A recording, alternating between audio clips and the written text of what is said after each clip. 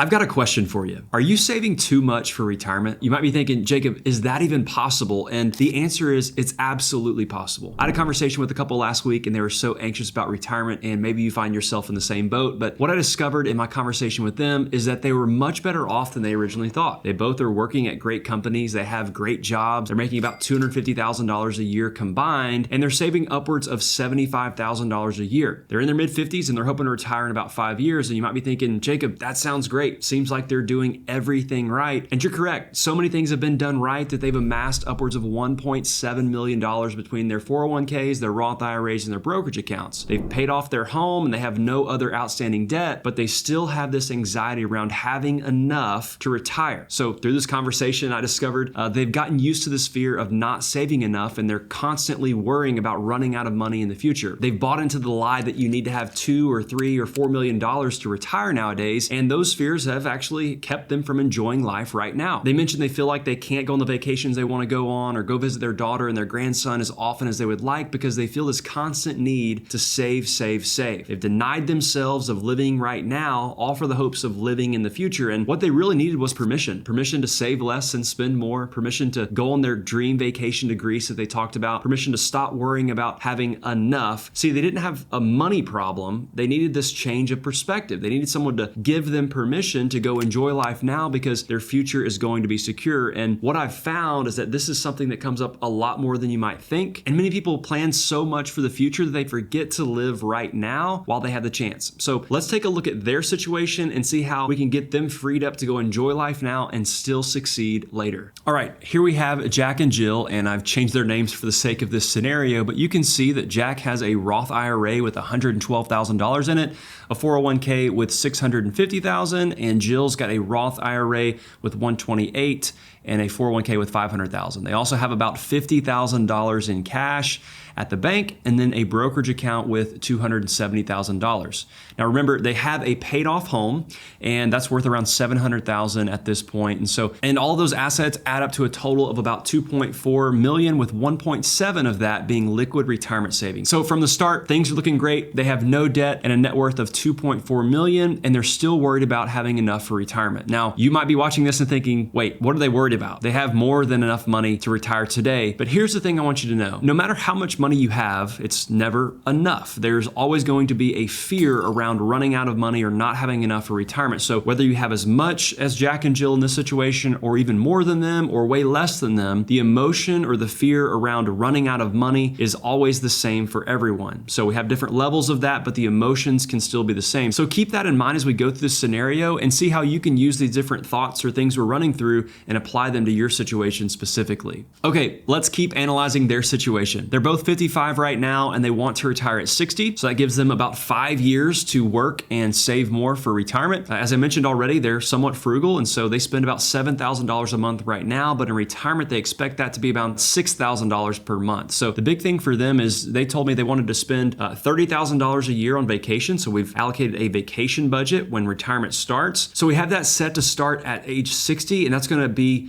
going on for about 15 years. And I want to analyze this in a moment to see if there's any way they can actually start this vacation spending right now rather than waiting until retirement, because that was one of the things they felt unsatisfied about. They wish they could go visit their daughter more and go on more fun trips right now instead of delaying that. They're making around $250,000 per year in their income, and Jack's Social Security will be around $2,800 in retirement, as well as Jill's, and those both will be starting at 67. So they have about 7 years there that they'll need income from their portfolio before that fixed income stream of Social Security actually turns on. So we might want to analyze whether or not Social Security turning on earlier will be helpful for them. As for their savings, they're maxing out each of their 401ks at $30,500 per year. They're also doing backdoor Roth contributions, which in 2024 is $8,000 per person since they're over age 50. And they're also saving anywhere from $30,000 to $40,000 per year to their brokerage account. And years ago, they began saving to those after-tax accounts because they wanted to have more tax diversification and give themselves a lot of flexibility around which accounts they would be pulling from in retirement and basically reduce their taxes in the future. All right, that's the high-level overview of their situation. So let's go ahead and see what this looks like for them based on these current inputs. All right, so right off the bat, we can see they are looking really good in terms of their retirement success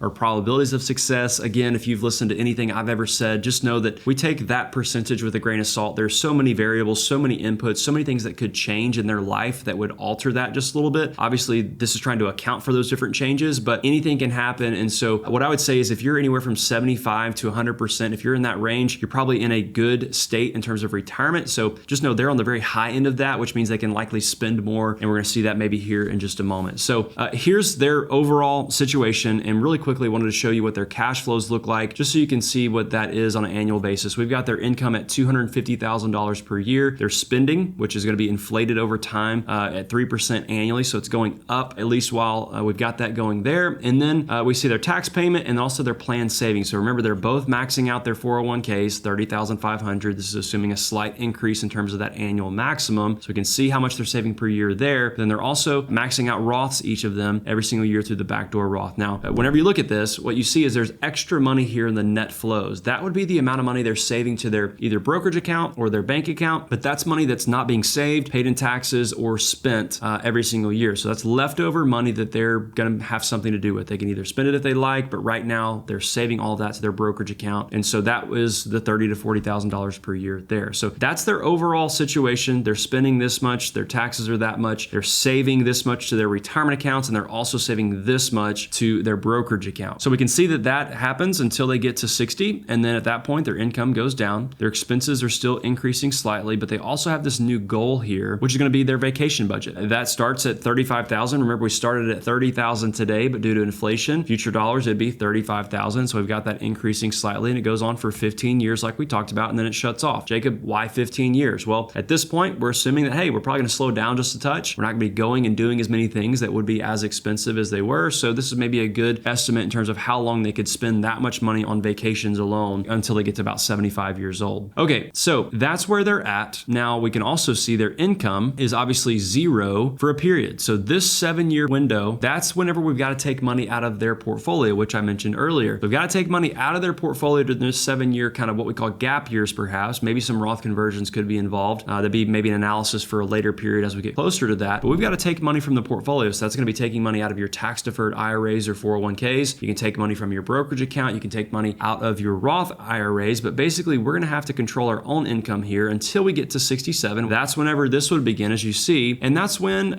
most of your income needs are going to be met. So we don't need quite as much money. And so once we get there, we're going to have a lot of our expense needs met. So that's their situation from a cash flow standpoint. But what I wanted to look at is one of the things they mentioned, Jacob, we wish we could start going on vacations now or visiting our family or our daughter and our grandson more. Is that possible? So I wanted to look at this and check that out and see, hey, what if we started the vacation budget this year rather than in 5 years at 60 when they retire? So what I'm going to do is, if you pay attention to this right here, 97% and then 7.2 million. If we pay attention to that, I'm going to go in and I'm actually going to reset this just a little bit. I'm going to move this to 2024, save. I want to see how much that alters their overall plan. So now the current plan has been changed to where that $30,000 a year vacation budget is being spent 2024 and beyond. See a change there? There's not much change in this. There's a slight decrease here on the amount of money they'd be passing away with at 90.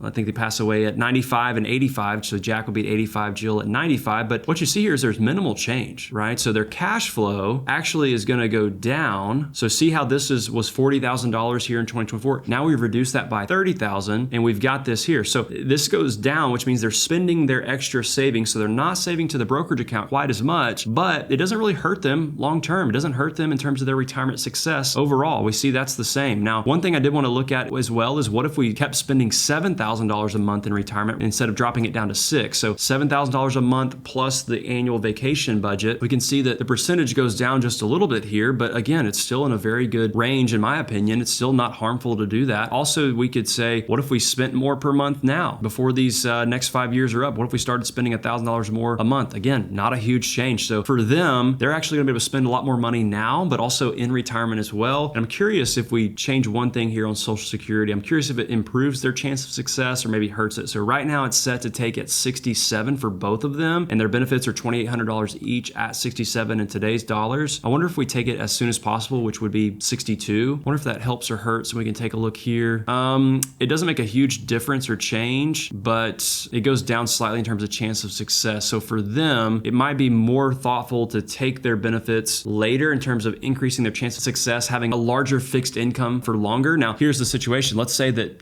Jack gets hit by a bus at 75 instead of 85. I wonder if that messes things up in terms of their Social Security. So that changes their chance of success. What if we take Jack's at 62 and Jill's at 67? Doesn't change a whole lot. What happens if she passes away at 80? Okay, interesting. So if they both pass away early, so 75 and 80, obviously their chance of success is going because they don't need as much money for as long. But I wonder if her taking it at 62 would be even more impactful in terms of a break even on that Social Security. Doesn't make a huge difference. So for them, they kind of have some options there. And I think the decision that I would be making in that case is going to be, what's your tax situation look like? Do we need the income? Is there some tax planning items in terms of maybe Roth conversions we could be doing to help reduce your future taxes, especially if Jack does pass away early? That would mean Jill has a lot of tax deferred assets that she would have to now distribute out once she reaches RMD age. She'd have to distribute that out as a single tax filer, assuming she doesn't remarry. I would say that it's a toss up in terms of what the right answer will be. You have to analyze that as you get closer to it, but it's really going to be, do I need to take Social Security yet? And I can probably do some tax optimization a little bit if I don't take it by doing some conversions or other distribution strategies to help reduce their overall tax deferred balances. So for Jack and Jill in this situation, they want to be able to go now, spend more now, and stop worrying about having to save,